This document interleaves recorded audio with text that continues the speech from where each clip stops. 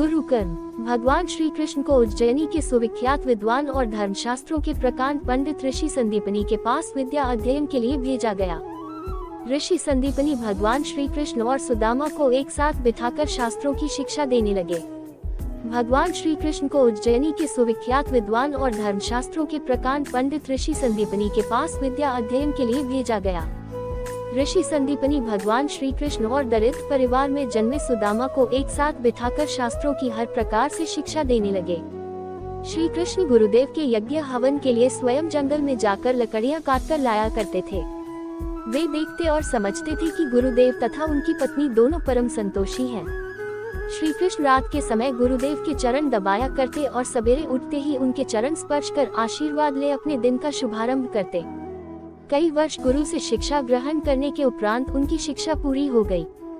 शिक्षा पूरी होने के बाद श्री कृष्ण को ब्रज लौटना था। वह विदा लेने से पूर्व अपने गुरु ऋषि संदीपनी के पास पहुँचे। गुरु के चरणों में बैठते हुए हाथ जोड़कर बोले, गुरुदेव, मेरी हार्दिक इच्छा है कि मैं दक्षिणा के रूप में आपको कुछ भेंट करूं।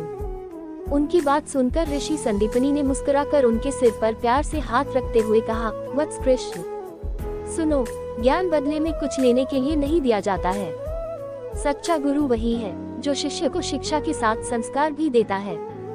मैं दक्षिणा के रूप में यही चाहता हूँ कि तुम औरों को भी संस्कारित करते रहो, क्योंकि शिक्षा के दौरान ऋषि जान गए थे कि वह तो मात्र गुरु है, ये बालक आगे चलकर जगत गुरु कृष्ण के रूप में ख्याति पाएगा।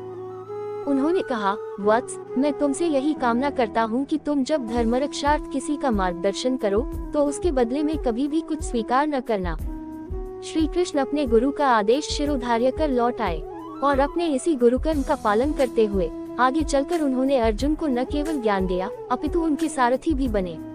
प्यारे बच्चों, हमें इस कहानी से ये शिक्षा मिलती है कि हमें हमेशा सबकी मदद निस्वार्थ भाव से करनी चाहिए।